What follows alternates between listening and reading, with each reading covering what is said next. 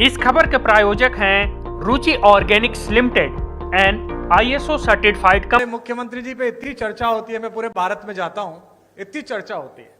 लोग कहते हैं कि वे तो संत हैं, वे तो पीठाधीश्वर हैं और शासन, और हमारे यहाँ जो घटनाएं होती रहती हैं, अपराध मुक्त जो प्रदेश हुआ। तो मैंने लोगों से कहा कि देखो, संतों का काम ही होता है। दो प्रकार के संत हैं। एक संत वो हैं जिनसे सज्जन व्यक्ति मिलता है और मिलते ही मोक्ष को प्राप्त करता है। एक हमारे महाराज जी हैं, दुष्ट व्यक्ति दिखता है, मिलता है और फिर मोक्ष को प्राप्त करता है। दोनों प्रकार से साधन संपन्न है।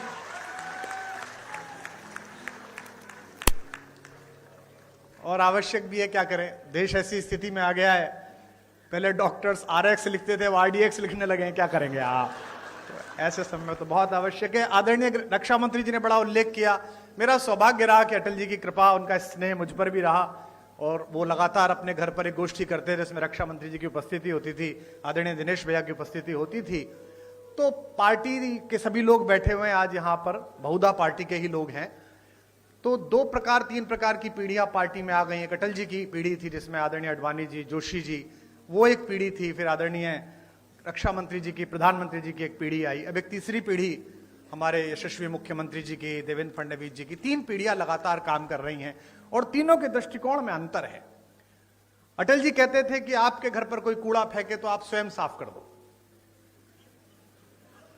मोदी जी की, राजनाथ जी की पीढ़ी कहती है कि आपके घर पे कूड़ा फेंके तो आप उससे ही साफ कराओ।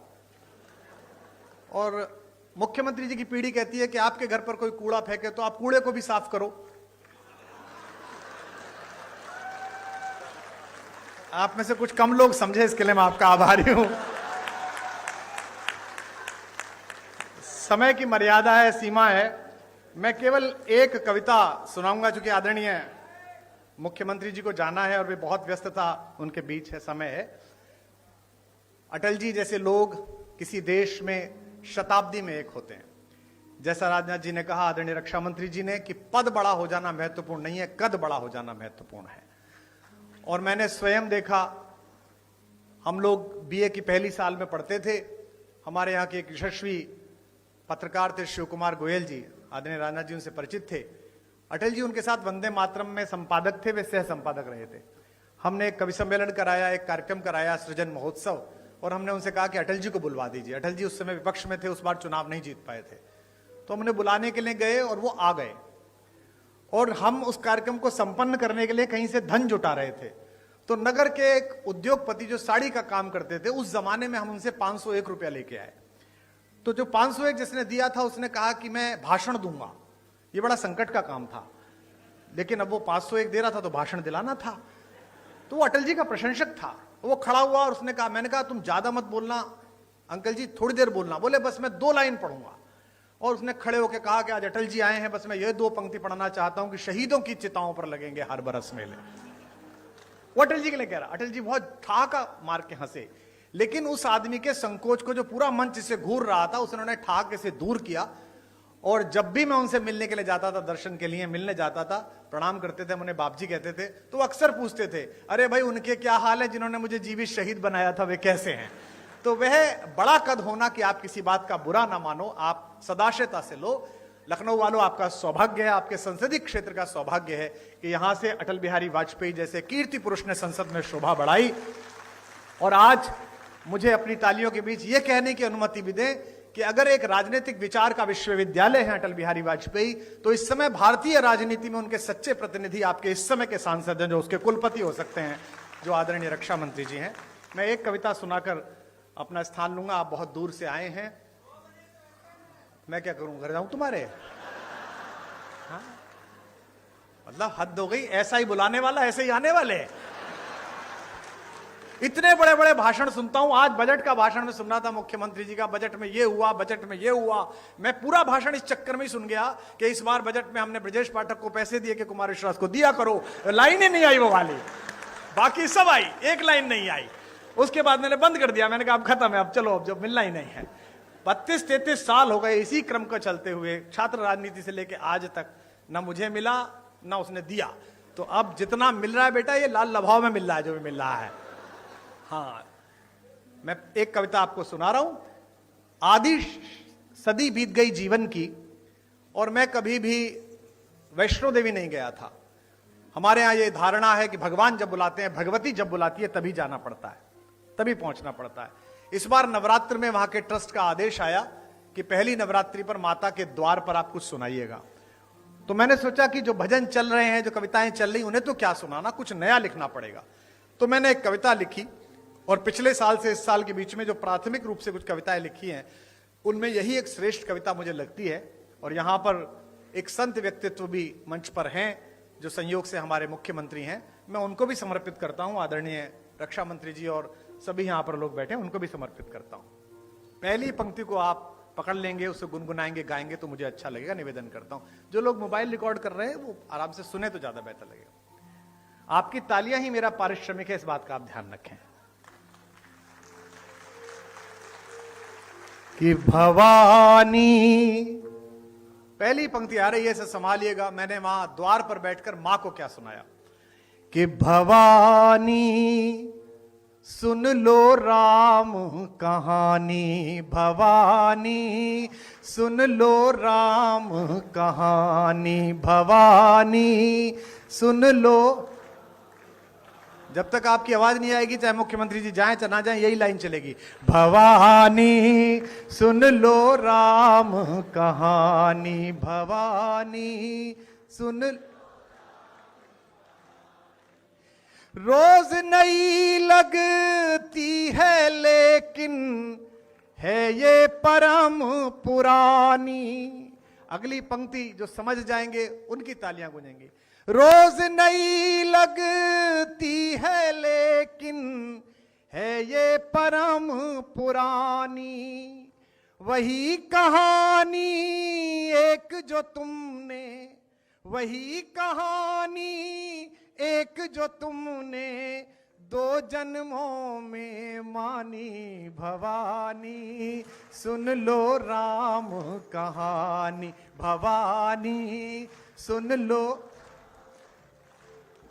भवानी सुन लो राम कहानी। इस कहानी में क्या है, जिस कहानी का समर्थन भी बहुत है और विरोध भी पर्याप्त ही हुआ, कि मात पिता का मान भाइयों के स्नेह का मानक। आपकी वाह मिले। मात पिता का मान भाइयों के स्नेह का मानक। सत्य सनातन परंपरा का युग युग अमर कथानक। सत्य सनातन परंपरा का युग युग अमर कथानक। इसको गाकर धन्य हुई ऋषि वाल्मीकि की वाणी। अगली पंक्ति पर पूरा हॉल गूंजेगा। इसको गाकर धन्य हुई ऋषि वाल्मीकि की वाणी। इसकी महिमा, इसकी गरिमा, इसकी महिमा, इसकी गरिमा बजरंगी ने जानी। भवानी सुन लो राम कहानी, भवानी सुन लो राम कहानी, भवानी सुन लो, भवानी सुन लो। अपना कोई आदर नहीं है, कोई सम्मान नहीं है। किसका, कौन इतना कविता का इतना आदर कहां से हो कि इतने महत्वपूर्ण लोग बैठे और अपना समय दें। हम जिसे गा रहे हैं उसका नाम बहुत बड़ा है। पंक्ति पढ़ रहा हूं और पहली पंक्ति पर जो कवि यहां बैठे हैं, साहित्यकार बैठे हैं, उनका स्नेह मिले। और भारतीय जनता पार्टी के लोग कितने भी गर्वित हो जाए कि इतने राज्यों में सरकार है, केंद्र में 3 बार आ गई कि 4थी बार आएगी, हम तो ये मानते हैं कि जैसी भी पार्टी है, जो भी है, कवि के द्वारा चलाई गई है, कवि के परिश्रम से, उसके शब्दों से चली है। कि तुलसी तुलसी से, तुलसी तुलसी से पावन हो गए कथा यह गाकर।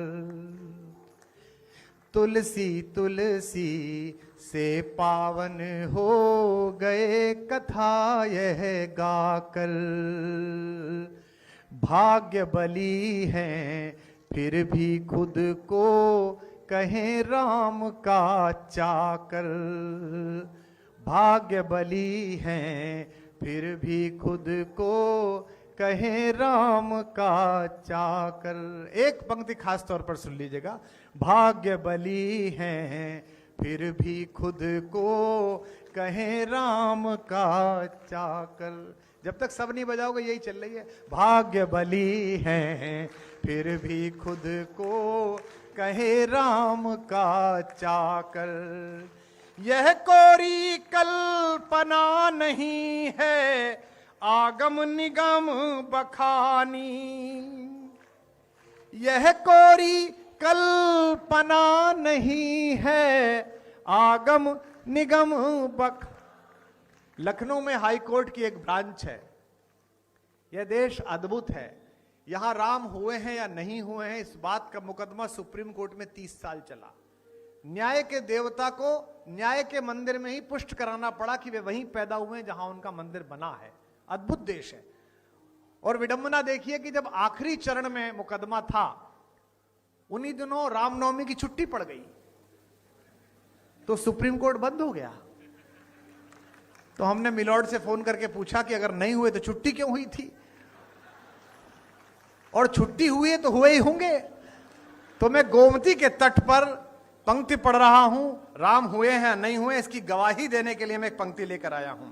यह कोरी कल्पना नहीं है आगम निगम बखानी। अगली पंक्ति का गवाह अच्छा लगे तो उसकी लहरों के समान तालियां उठती देखूं। यह कोरी कल्पना नहीं है आगम निगम बखानी, युग युग से इसका साक्षी है, युग युग से इसका साक्षी है मां सरयू का पानी भवानी। सुन लो नी भवानी, सुन लो भवानी, सुन लो। आपकी आवाज कम आ रही है। भवानी सुन, भवानी। अंतिम बंद इस कविता का पढ़ रहा हूं कि वंचित वनवासी गिरिवासी। देखिए, नया परिवर्तन होता है सोच में, संस्कार में। वर्षों से चली आई एक पद्धति बदलती है तो चीजें कसमसाती हैं। ये कसमसाहट का दौर है। यहां नए साल पर पहली बार ऐसा हो रहा है कि आगरा में जो एक कब्रिस्तान है सफेद रंग का, उसे देखने जाने की बजाय युवा ज्यादा मात्रा में आगरा तक की बजाय अयोध्या जी जा रहे हैं, वृंदावन जा रहे हैं। परिवर्तन हो रहा है। तो बदलते में देर लगेगी और तर्क का उत्तर दिया जा सकता है, कुतर्क का नहीं दिया जा सकता। जिनको लगता है कि धर्मनिरपेक्ष देश है, इसमें इतना राम क्यों, इतनी रामनवमी क्यों, धर्मनिरपेक्ष है तभी तो सब चल रहा है। अगर राम रिश्तेदार नहीं है, राम पूर्वज नहीं है, तो इतनी सारी क्रिसमस मन रही है, हम ही लोग मना रहे हैं। सेंटा क्लॉज कौन, हमारे फूफा जी थे, फिर भी मना रहे हैं ना, इतना अच्छा मना रहे हैं।